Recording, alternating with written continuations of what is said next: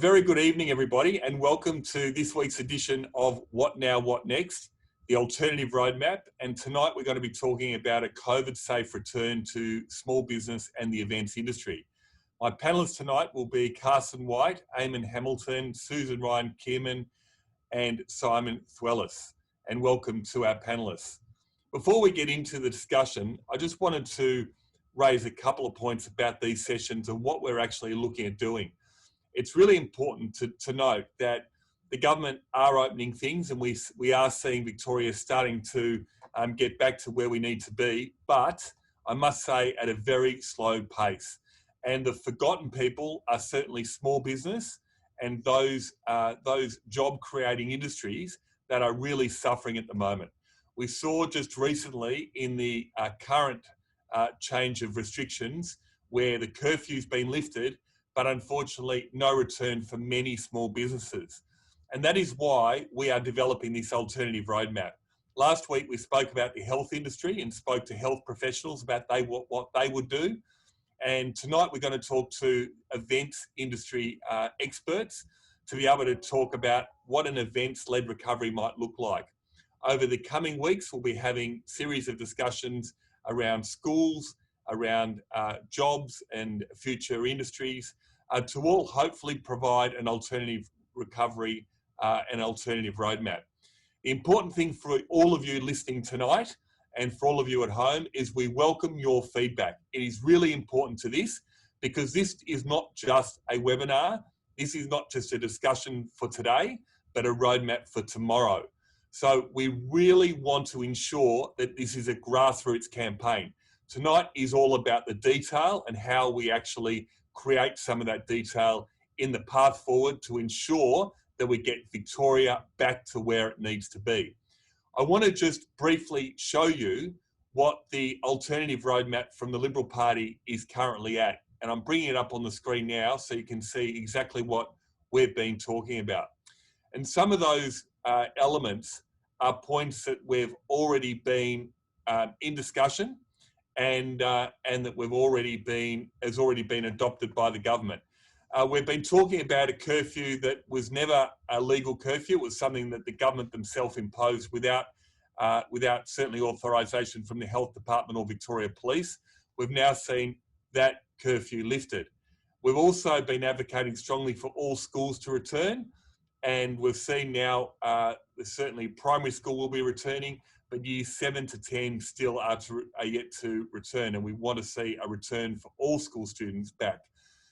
The ability for retail, restaurants, offices to reopen in metropolitan in Melbourne, and in fact all small businesses are being able to operate in a safe way. And we know that businesses are able to do that. We've seen that happen before. We've seen that happen in other states, in other jurisdictions, and we think that Victoria needs to follow very quickly. We can't have businesses being solely having their employees relying on JobKeeper and having people relying on JobSeeker. The real wealth creators are business and ensuring that those industries are able to get started and get back as soon as possible. And that's what we're advocating for. We want to see restrictions eased for weddings, for funerals, religious services, for milestone events. And that's certainly some of that compels the events industry that we're talking about today.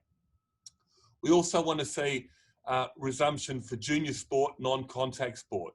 We believe that we shouldn't be treating these all as one type of sporting industry. There are certain sports that we can deal with. We've seen personal trainers go back this weekend, being able to train 2 people. But again, boutique gyms are very, very different to some very, very big gyms. We need to look at how we can manage this and get some of these businesses open and look at a reasonable way of being able to do this. And also we've got things in terms of looking at forming a singles bubble for households, not just one person, and to also look at how regional Victoria opens safely. So there are some of the general themes. We've got more to discuss and the detail, which is what we'll be discussing about today. And that brings me to our panel. And I wanted to firstly welcome each of our panelists. Firstly, Carson White, who is the Director of Leading Voice, a professional speaker management company, and he himself has worked in the industry for over 22 years. To Susan Ryman Keenan, who Susan is the Managing Director of Wise Connections, a conference and event management company she founded in 1988, and she's had over 30 years experience creating and managing events for corporate and associated clients. Also, Simon Thwellis. Simon has been producing events for 3 decades, ranging from major public events through to high-end corporate events. And a real local, which many of you will know that are living around Corfu and surrounds, Eamon Hamilton, who has run the award-winning iconic Red Scooter, known for great team building and project management events, but also many of the weddings, bar mitzvahs and milestone events that I'm sure many listeners tonight would have been to one of Red Scooter's events. So welcome to all of our panelists tonight. Thank you for joining me. I might start, if I could, with firstly to you, Simon. And this session tonight started with you. It was an approach that through a do-gooder site, creating a pitch to members of Parliament, trying to get us to understand the events industry, and a call to action, a call to arms to get the events industry starting again. Could you tell us about that? Yeah, I guess for me, this all started back in early June. We were close to being reopening again, and I saw that there was actually nothing in place for the event industry. There was no plans in place, no guidelines. So that caused me to start talking with government, from Premier's department to the event areas, so on, just to find out what was happening, and discovered that there was little understanding of our industry. And really not a lot of interest in our industry and doing something about it. So eventually that sort of led getting together with the likes of Carsten and Sue and others, and put together a simple campaign called Save Victorian Events, because our industry had been closed for months. None of us were earning any income, and the future was looking really bleak. There was no support in place, and government wasn't doing anything. So the first couple of actions was actually getting members of the industry to email the minister. So about 1,300 members of the Victorian event industry from nearly 500 different businesses all did write to the minister asking for support for our industry. And then that was followed up by another 400 to 500 emails of people actually emailing their local upper and lower house members of parliament, again, just asking for our industry to be acknowledged that we exist, and to finally get some support, and to finally get a seat at the table to start talking about how we can save our industry before it's too late. So I was one of those people that received a letter, and that was pretty close to my heart, having spent 20 years in the events industry prior to entering into politics. So I was very sympathetic with your cause, but I know a lot of people out there, including members of Parliament, have no idea about the events industry and how it touches people. So I want to go over to you, Carsten. Could you tell us, firstly, a little bit about the events industry more broadly, something about what you might do, and how this events industry affects probably all of us? Thanks, David, and thanks for the opportunity to have a chat with you guys tonight. So I suppose with the events industry, when you think of the word event, it really has different meaning to different people. We all attend events, and we've all been to various events over our lives, but people go to different types of events. So tonight I thought I'd quickly break it down probably into, there's 3 categories of events that we're really talking about tonight. And so the first is the public events. So they're the larger sporting events, the football, or the any of those sort of large, the tennis, the Australian Open, music festivals, and then even smaller community events like craft markets, school community events, any community event organised at a local level. The second area would be private events. So you touched on it earlier before, weddings, funerals, or any other family or friend style organised event, so something a bit more formal, but certainly a private event. And then the final part, which is kind of where we spend most of our time in, is the business event sector. So any event that we sort of define that as any event run by an organisation for the purpose of conducting business education and training. So the business event sector in Victoria alone is roughly at least around the $8 billion mark. That's just the business event sector. That it doesn't factor in private or public events. And really, as I said earlier, the events permeate every single person's life, whether at a personal level or at a business level.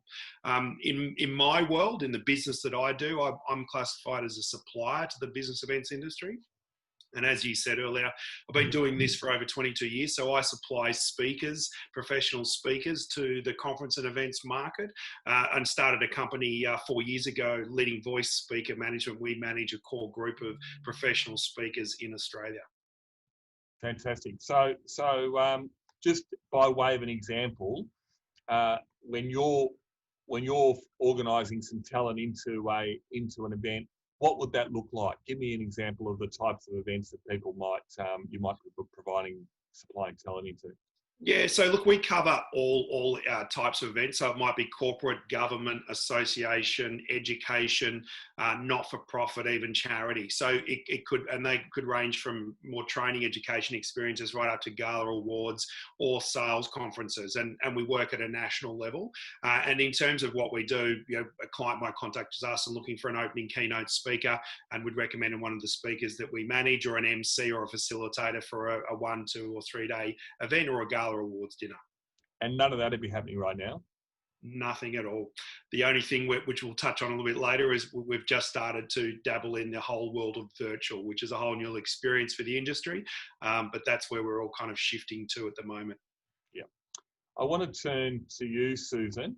So firstly, you do a whole range of different events. You organise a whole lot, from top down. Also big conferences. Can you tell us a little bit about your industry pre-COVID to what you've been up to right now?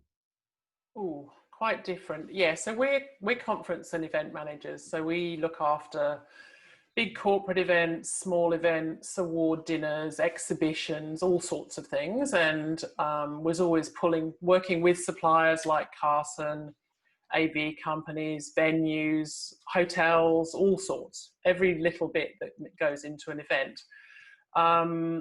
We were extremely busy. I have a team that works with me doing physical events. We had done a few hybrid, which means that you do the physical event and it's streamed out.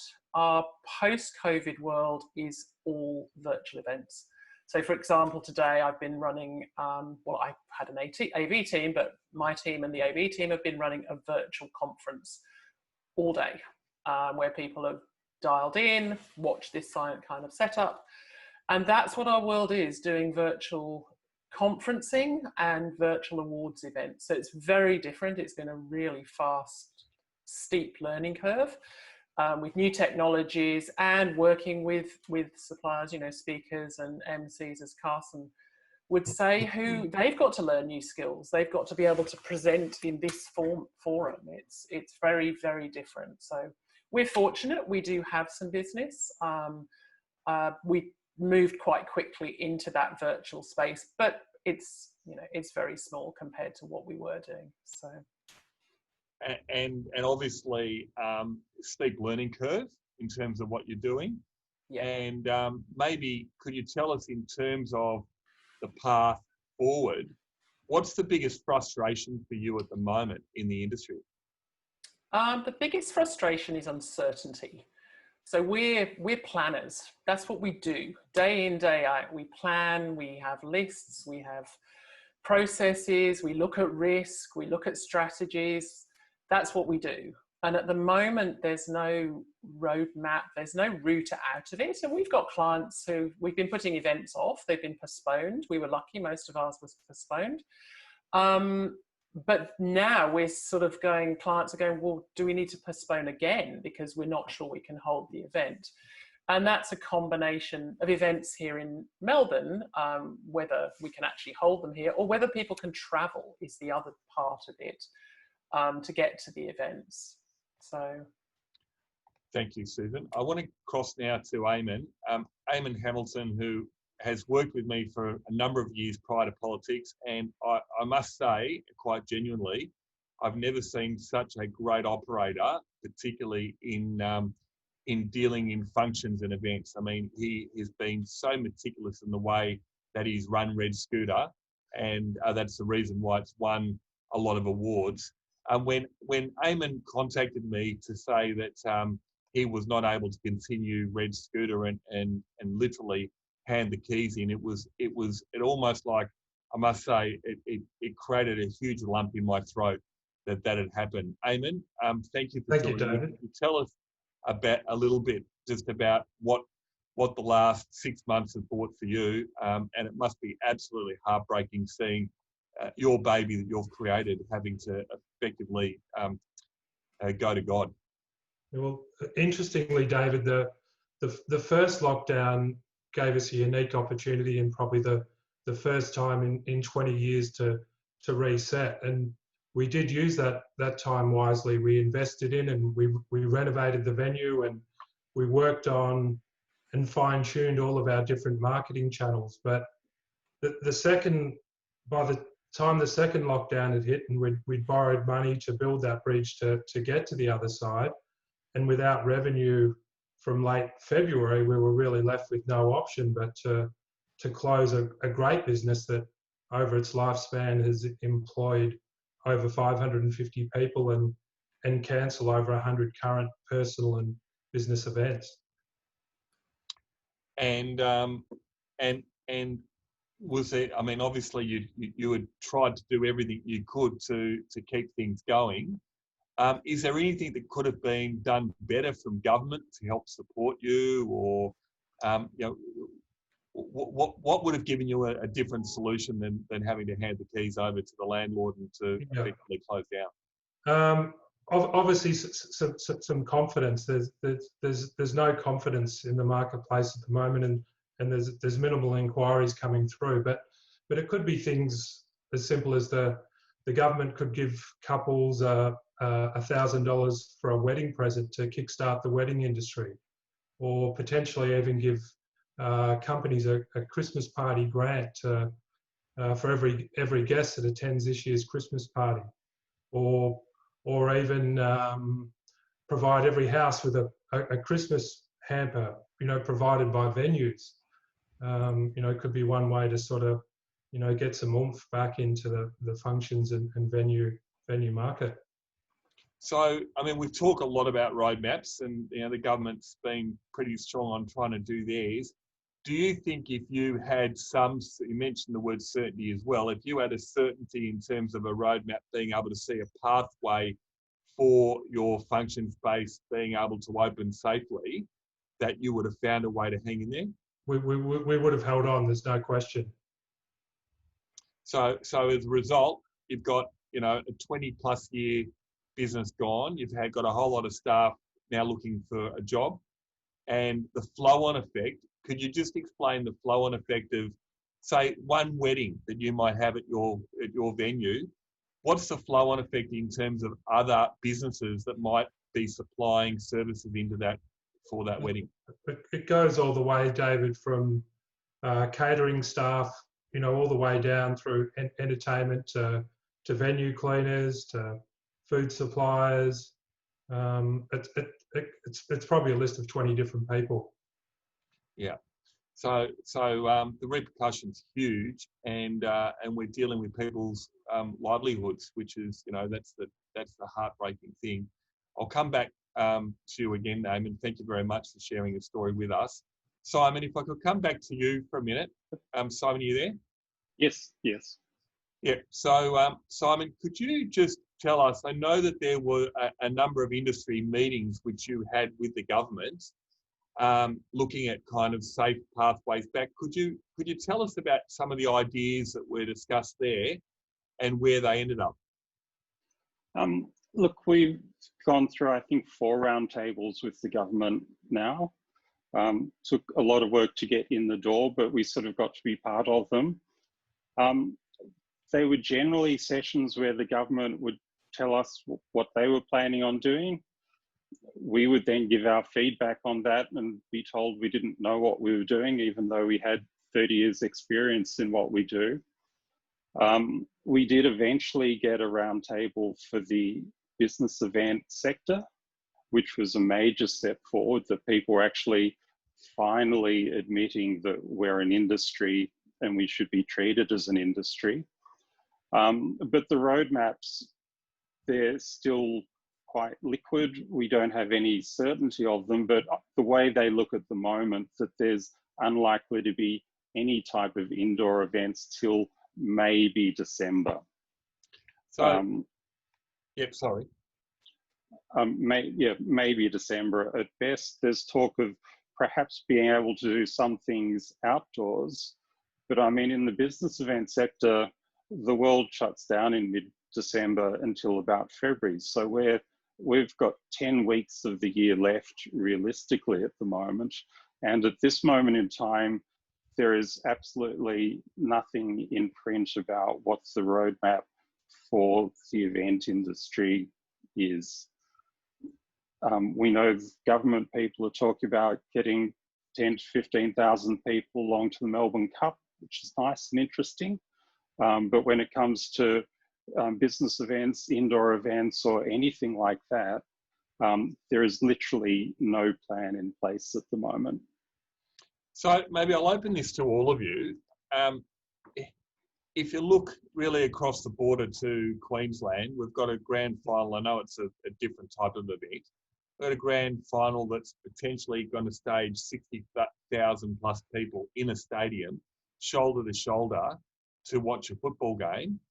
And yet we can't have more than 5 people walking outdoors of two families, and certainly have no one over to our homes, let alone in to sit down for a meal anywhere. Does that kind of, how does that sit with all of you? Yeah, I'm happy to take that one. I guess the key thing is that up in Queensland, they're taking very much a risk-based approach. They have guidelines for events from 0 to 500 people, from 500 people to 10,000, 10,000 above, checklists. There's a whole process in place where in Victoria, it's being done in a very sort of broad sense. No one's actually looking at, well, what are the real risks? And as event people, we've spent decades studying risk, because risk management is what we spend half of our lives doing. So we know we can adapt and change events and do them safely, but it's just getting to that first point of actually having people sitting down, talking about real risk management and what can really be done safely.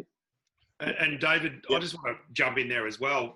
We've spoken in the group already that we don't need to reinvent the wheel here in terms of what we need to do for COVID-safe guidelines for our event industry in Victoria. When you look at the other states and what they're doing, I mean, WA now are safely having indoor events over there.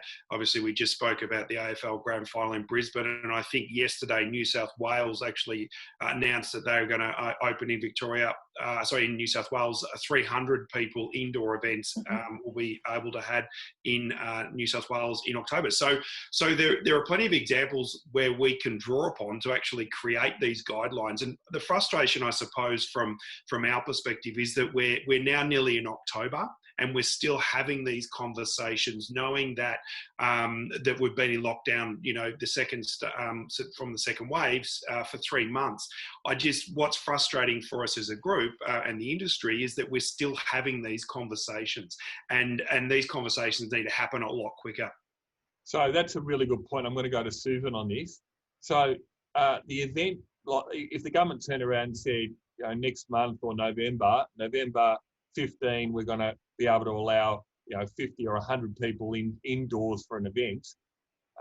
You don't start on the 15th of November, do you? There's a fair lag in the way this works. Could you maybe tell us about that in some of the events that you run, Susan? And what would be your alternative plan in terms of how we get going now? What are some of the safe ways that we can start to plan our way forward now? Yeah. No, the planning of events generally is months. I mean, obviously the bigger events can be well over a year and beyond. However, events can be pulled together quickly. And I think this is where getting smaller events up and running that would be much more feasible. I think that having some guidelines that starts with smaller events and then expands out into bigger events. So, you know, next month, perhaps we can have, you know, 50 or 100 people, and we have guidelines around that, and then we can plan around that. As I say, moving events forward quickly is something we do. Often there's discussion within the industry that timelines are getting shorter and shorter. Clients are coming to us and they don't have the long lead-in times always. So we can move quickly, but we do need some guidelines. I mean, one of the things that I think would be fabulous is to do really quickly, which it's not physical events in the true sense, but is to get AV companies back up and moving. There's many studios that have been built. AV companies have taken all the gear that they would normally take out on the road, and they've built these amazing studios where small numbers of people with guidelines on safety, because this was happening back before the second lockdown. If we can get them open, we can start to do events where there is a real component. It's not all recorded. It's not just a Zoom meeting. It looks good. If we can get that happening, that would be a great step. And those were working beforehand, and then move to, as I say, to event guidelines, which we can work with whoever wants to have a discussion about what we can do. And as Simon said, we live our lives in risk. That's something that we all look at. So that's a great idea. We've got TV stations and a number of other places being able to broadcast. You've even got faith leaders can go in, priests can go in and record and be able to have their service, their sermon broadcast far and wide. Mm-hmm. Why can't we effectively get corporate studios set up to be able to run these and kickstart the events industry? We could do that tomorrow, but of course, under the current laws, we couldn't have an individual attend any of these studios, could we? That's right. We couldn't even get, you know, 2 techs together in the studio to run the event. I mean, generally, it's very few people in the studio anyway to do that. It might be, you know, 2, 3, 4 techs, maybe, depending on how sophisticated the event is, and a few presenters with plenty of space around them. So that, I really think is very doable very quickly. That's a next week thing that could come into play, because that's amazing. Yeah, because most of them have their risk management plan. They've got their COVID safety plan already. It might need a little tinkering with to change to current, you know, now, but they've got it there. So. And David, I just wanted to, just while we're talking about guidelines too, I think what's really important too for people listening is that there's 2 sets of guidelines. There's guidelines for outdoors events and guidelines for indoor events. And at the moment, there's the government really needs to clarify in terms of what it means by outdoors, because outdoors can mean a whole lot of different things. It can be a partially covered grandstand, a marquee, a circus tent, etc. And the government have been telling us that indoor events are potentially 20 times more dangerous regarding COVID than an outdoor event. But our biggest fear is that the data that they're getting, or where they're getting that fact from, is from an old research document done at the start of COVID. So we feel that a lot of discussions around the guidelines that we've had so far aren't necessarily based on any real logic, and also aren't based with enough feedback from the people that know how to run an indoor or an outdoor event. So one of the real things that we're trying to do as a group is to really get some clarity around those 2 areas, and then hopefully the government actually listen to what we're saying with regards to how do we operate a COVID safe outdoor and a COVID safe indoor event, because they are 2 very different things. That's terrific. Simon, did you want to add specifically about what are the things that we could do, you know, next month? You know, what's the alternative plan for you? I guess for me, it starts with understanding what the benefits of events are, why they're important, why they should even be looked at. in that some people talk in terms of events and being in terms of employment and dollars and cents and things, but we know as people who produce events that they're about bringing communities together. They're helping companies undergo change. They're changing the culture of organizations. They're helping associations provide the necessary education for their members. So events perform a really, really critical role in our society. So they should be somewhere up on the list to be looked at because of what they do, rather than just, they seem to just be viewed as frivolous parties or things like that, when they actually perform a really important role. And at a time when we're all separated, we're all stressed, companies are going through massive change. I mean, there's never been a time where it's been more important to start bringing people together again safely, so that people can work through those changes, so they can reconnect, so they can feel that they're part of a bigger team again. So it's sort of understanding what the benefits are so that they're actually given a degree of priority in the whole process. Terrific. I might go to, we've got some questions that our participants, we've got over 60 people that are listening in at the moment that are firing up some questions. And if you've got any questions at the moment, put them into the chat. The first one here is that there's talk about why can't all businesses in postcodes where there are nil COVID cases be opened immediately, as long as masks are worn with social distancing, and you know, ensuring proper cleaning protocols and ensure that there's all of the, if you like, the COVID protocols followed. Why can't we get things done straight away? So that's from Vera. So does anyone want to look at that, particularly in not treating even Melbourne as to one big place, but looking at kind of more postcode specific, or, you know, areas where there are less vulnerable? Do anyone have an opinion on that? I guess the thing I'd venture is it should all be based on analysing risk and looking at what the real risks of things are, rather than these blanket one-size-fits-all policies. And that sort of, I think that covers many things. It's making sure that we're really drilling down, understanding the risks in particular areas, or understanding the risks of particular activities, so that they're done the right way, but not taking a one-size-fits-all to everything. I might bring Paul Rosenberg in now, and we might try and bring Paul onto the screen, because we talk about risk. And I know when it comes to events and managing events, Paul's got an app that they've created which helps minimise the risk there. And also, Paul's been in the events industry for a while with his party hire silent disco gear. So, Paul, are you there? Hi there. Yep. G'day. So, can you tell us about what you're currently doing in terms of minimising the risk?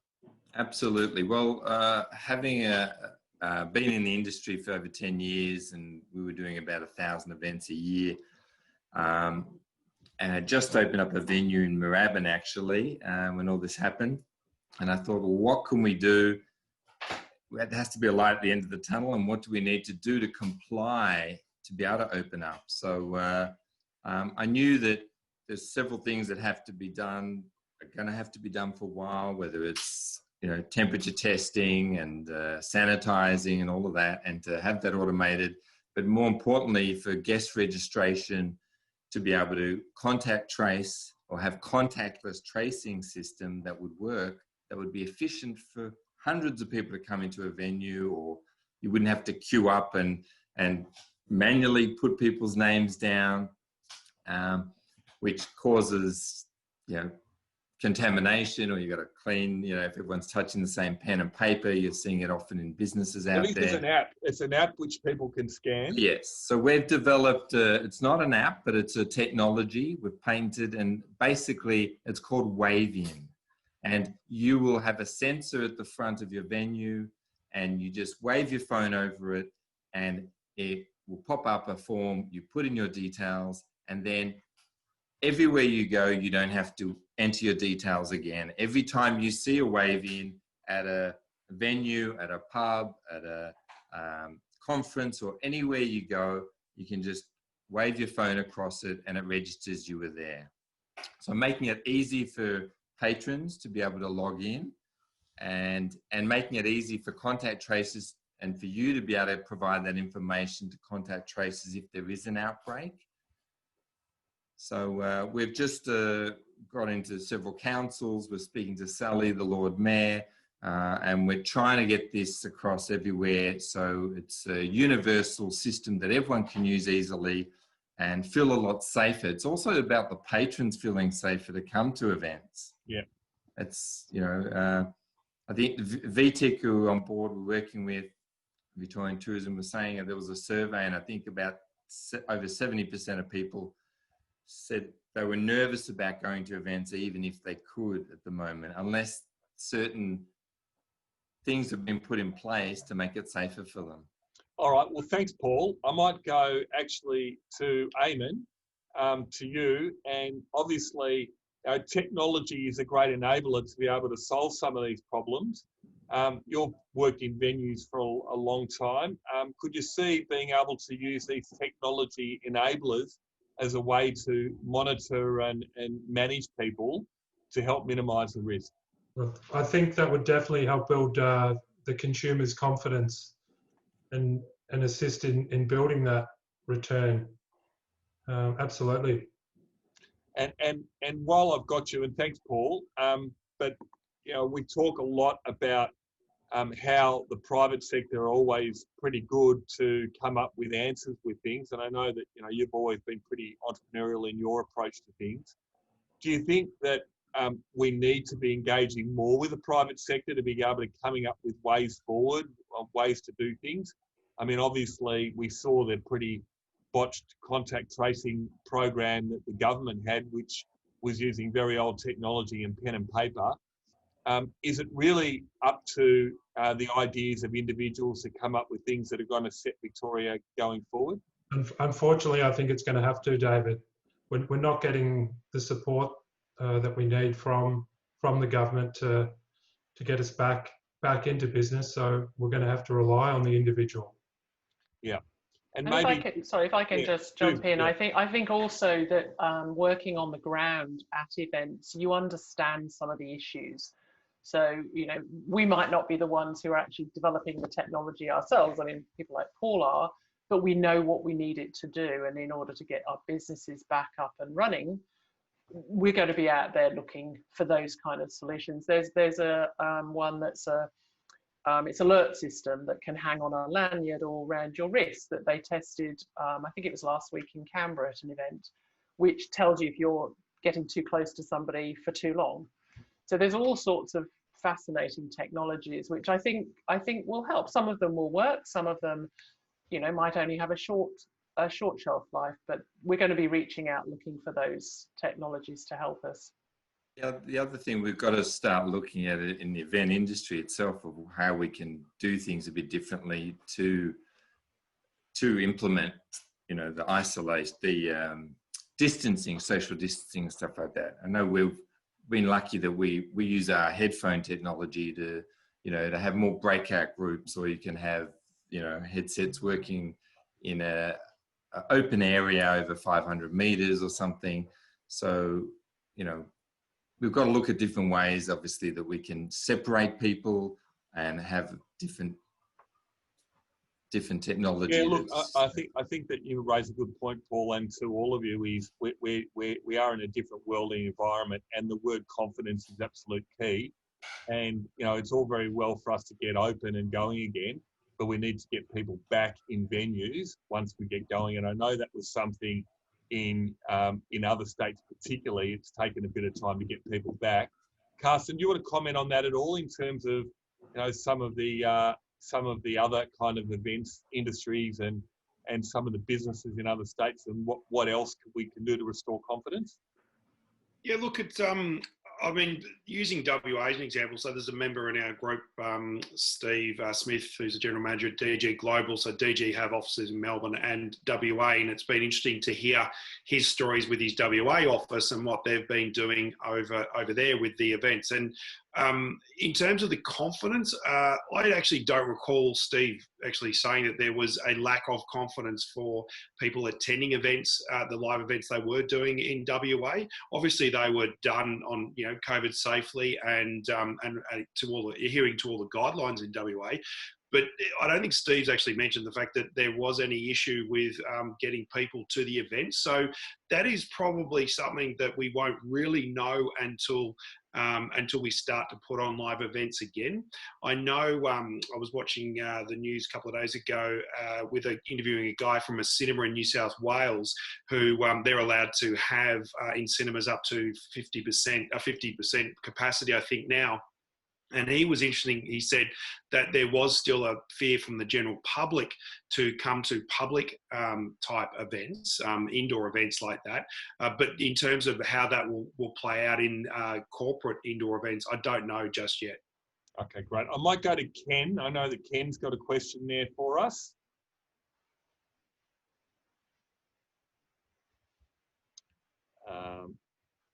Maybe not. I think he's dropped out. Okay, so let me just see. I did have Ken's question come up. Hang on a sec. While Ken's coming on board, it's interesting. You go on the council websites, all these COVID safe websites for Victoria, and there's no mention whatsoever what a venue needs to do to comply, how to prepare, what we should be doing. It's just about obviously the restrictions, what we can't do. I think that's a really good point, and certainly something in my office that we're getting. We've got a whole lot of, if you like, the regulations, and then there's confusion amongst the regulations. And then when you try to get from DHHS interpretation of those regulations, they read back the regulations to you. So you've got, and when you ask for a determination, it's impossible for them to get a determination of actually clarification of what you can do. So I think in terms of it's almost like abdicating any responsibility and taking any responsibility in case there is a problem. And I think that's one of the issues, and I'll bring back that confidence point again, that people are becoming very risk adverse in Victoria. And that's the difference between the other states, is the other states want to get going, they want to get people back to it. Unfortunately, in Victoria, we've instilled this fear in people not to leave their homes, not to do anything, not to enter a business. And we're going to have to absolutely turn that on its head to do things safely, but also to ensure that where there's confidence that's returned back. I think B from Bespoke Safety had a question. B, are you with us? Muted, needs to unmute. Sorry, yeah, that good old thing on Zoom to get to unmute yourself. No, my question was, with regard to the app, I've been doing some work with some businesses in regional Victoria, and they're reluctant to use apps because many of their attendees, patrons don't have smartphones. So I'm just wondering, how do you or we navigate through that? Great question, B. There you go. Paul, we'll give you I can another. answer that. Well, our system isn't an app. You don't have to download an app. People are very dubious about apps now since the government's one was so diabolically inactive or didn't work properly. You do have to have a smartphone, but if you don't, that's fine, because we have a QR code on the counter card anyway, and we have a URL you can put in, or a staff member can put you in. So they'll have access and they can put you in as well. All right, so there's always a way of fixing that. Brilliant, thank you, B. I know Ken is good to go. So Ken, give you another shot. A few years ago, I worked in government, and I did some work with a group called Major Events Victoria. And it would seem like they perhaps don't exist anymore, or they've been very silent, and I would have thought they would be helping the events industry. Can any of our events panel elaborate in terms of that? I know that when you was wanting to see the Minister about the return of the events industry, it was difficult in terms of them exactly understanding, what the events industry comprises. So maybe, I don't know whether we have Simon or Carson want to elaborate. Yeah. Simon could probably answer that. Yeah, look, that's an easy one. I mean, Major Events Victoria are now part of Visit Victoria. They're largely tourism focused, but they still are looking at major sporting events.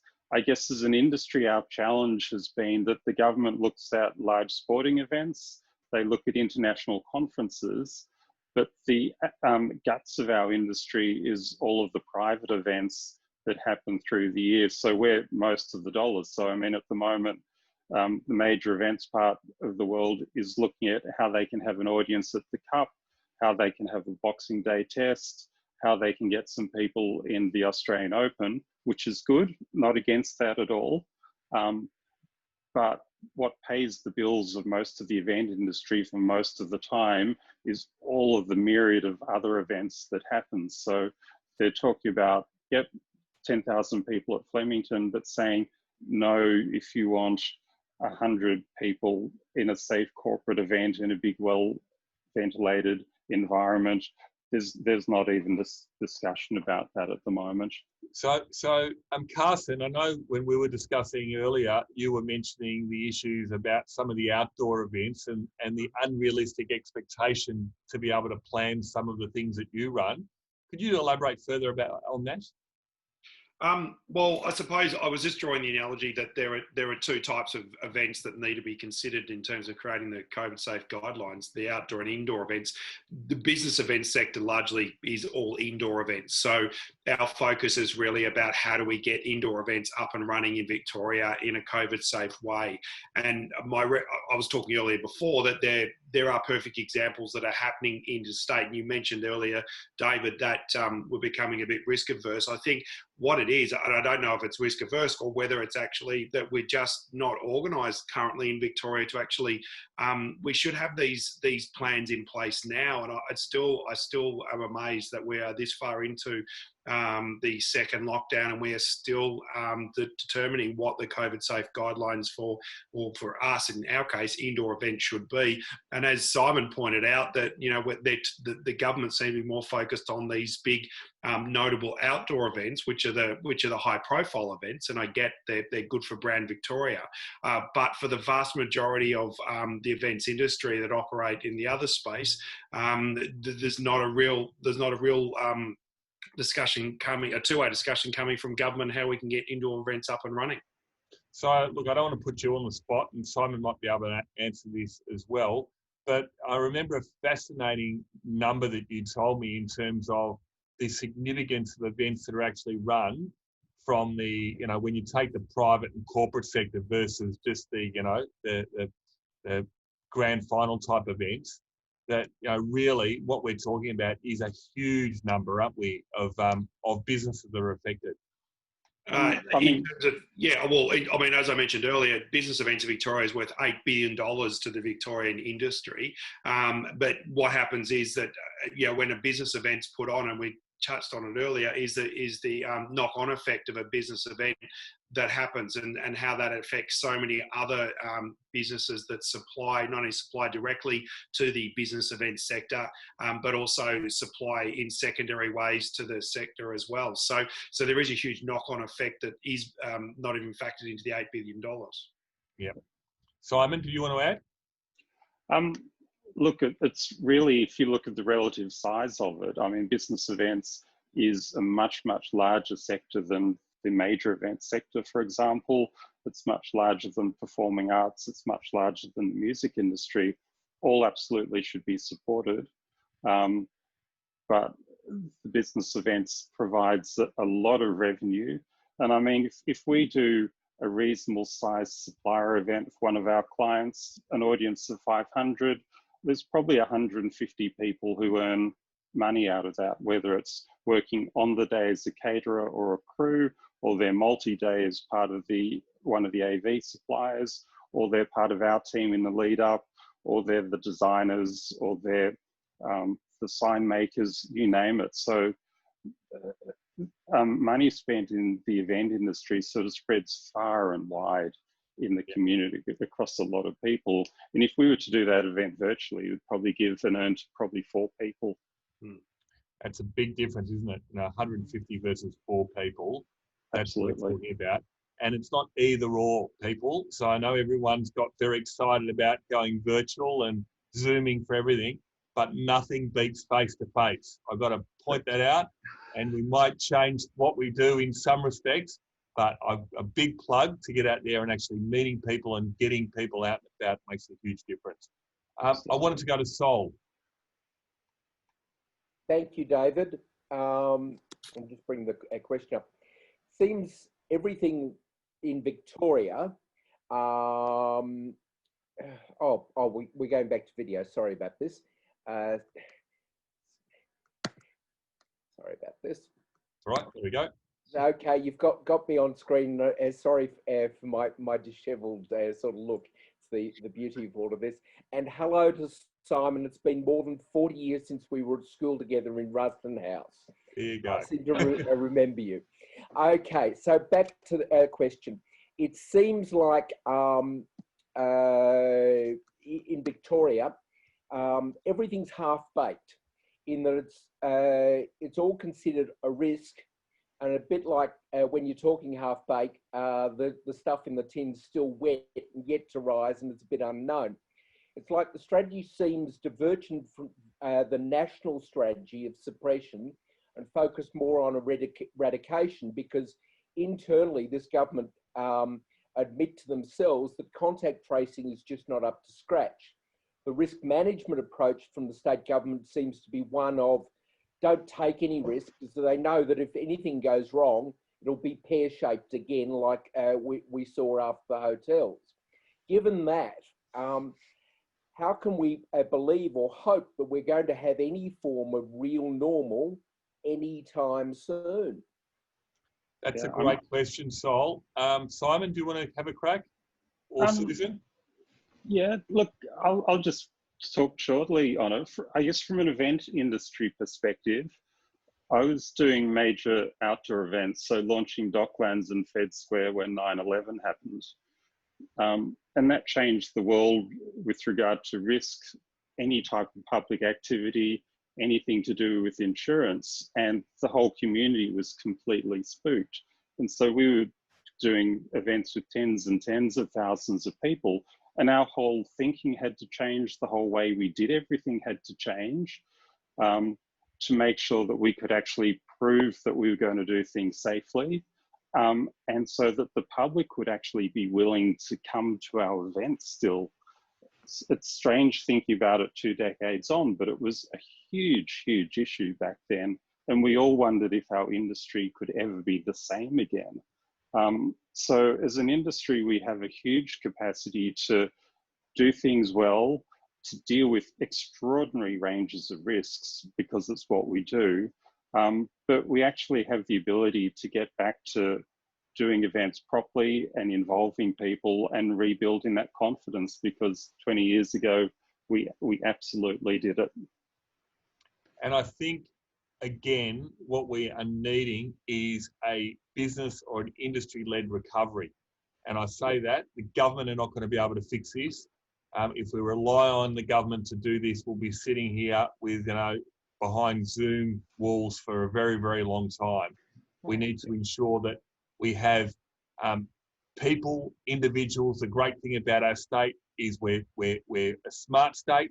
We've got some great ideas out there. And what I'd be calling on is to ensure we get as many of those individuals that are coming up with those ideas to do it. We've only seen the contact tracing start to change because we're going outside to the private industry to bring them in to come up with solutions. We're talking to other people rather than relying on a big government department to try and fix it for us. So that's what I would be saying, that it's really important to do that. And I'd be calling on, as part of our roadmap, that it will be very much people-led, it will be industry-focused, and it will be also something that is all about job creation in a safe way. I'm going to go to our last question, if I may, and it's to Chantelle. Chantelle? Hello. Hey. I'm just seeing if I can, hello. Hi, everybody. So yeah, I just wanted to talk about the performing artists. So specifically more dancers and circus artists. We don't really fit into this virtual space at the moment. And if it was to continue that way, even if it's just these very small events that obviously will have a limited budget, what I'm worried about is people like myself who have been doing it forever, but also my younger dancers that I'm looking after in this time who are alone in apartments and not able to do anything. I'm really worried about how we're going to be supported moving forwards, and JobKeeper will finish and most likely we won't be back to work. So how could we fit in moving forwards with this COVID normal?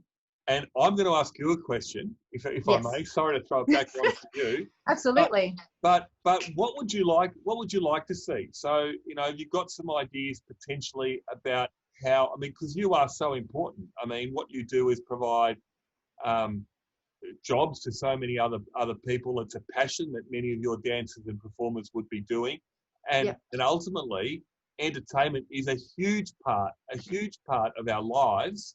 Mm-hmm. And I would say probably the first part that we need to consider right now is to put a smile on people's faces post-COVID.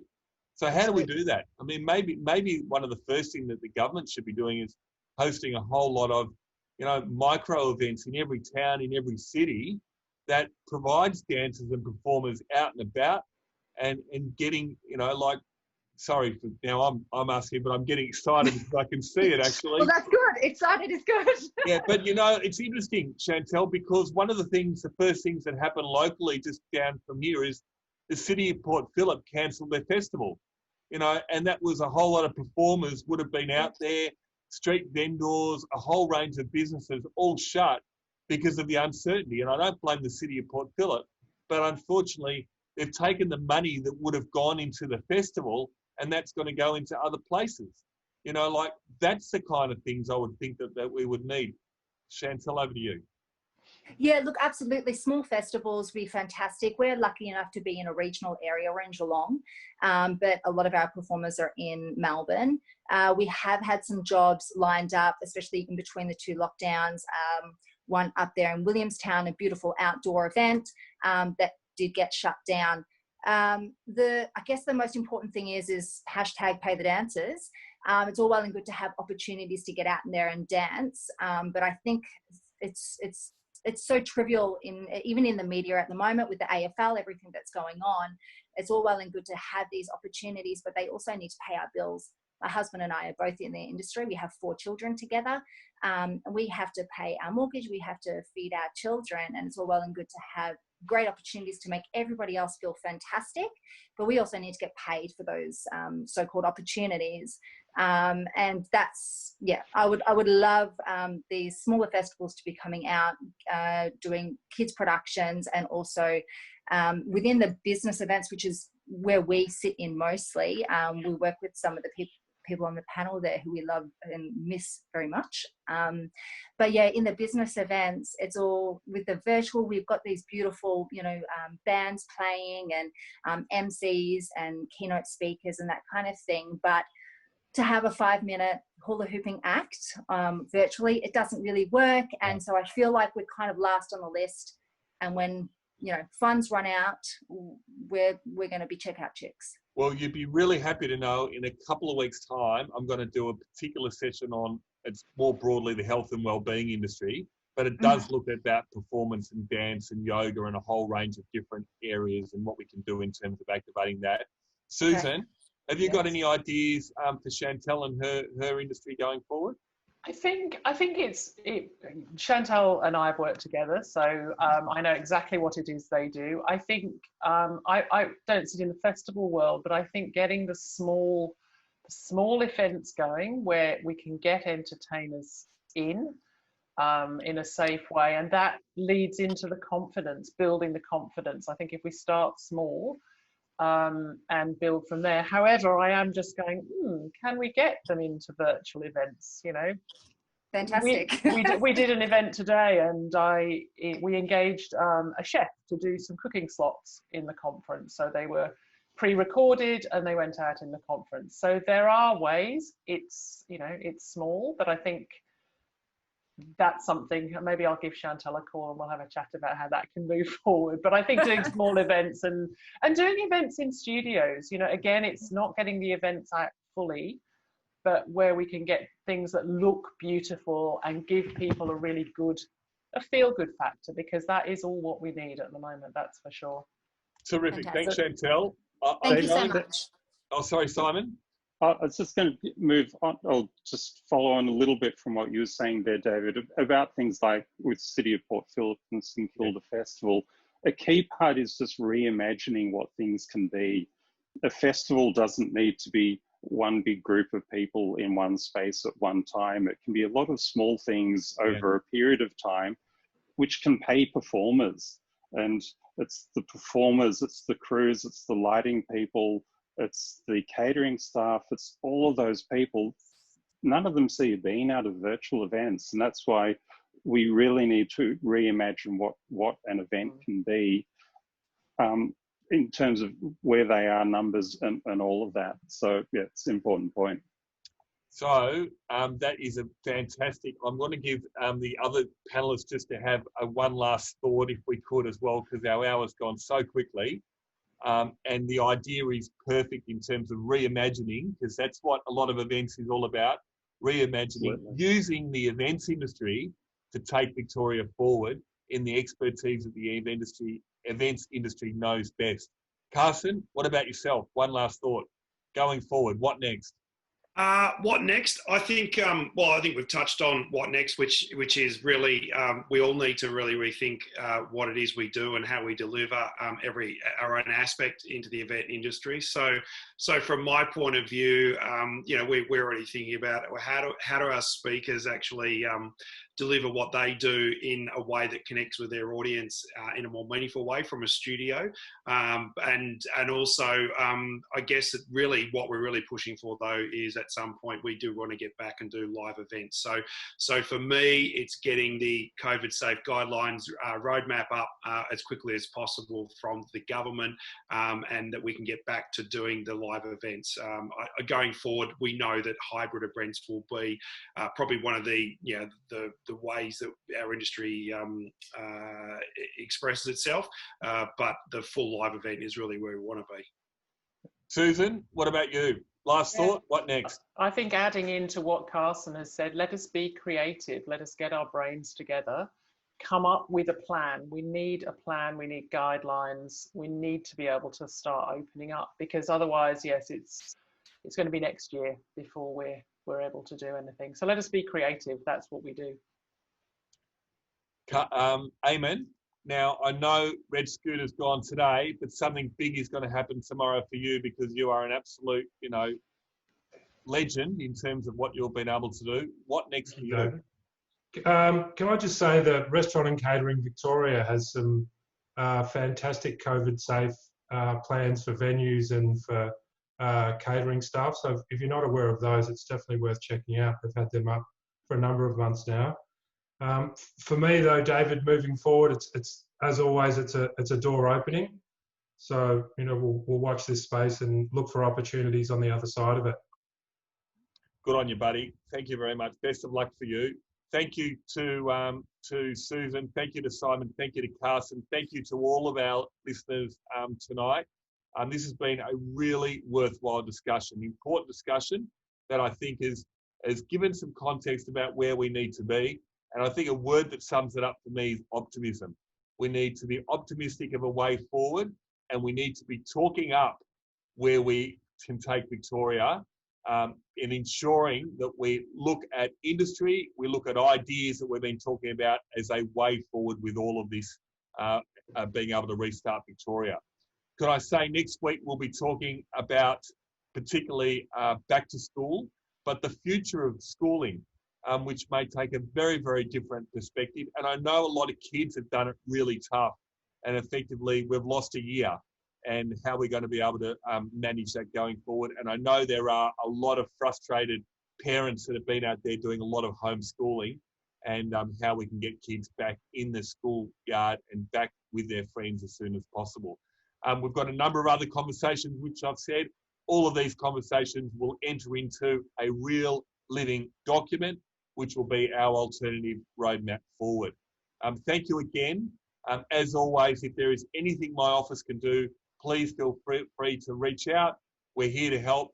And as always, stay well, stay safe.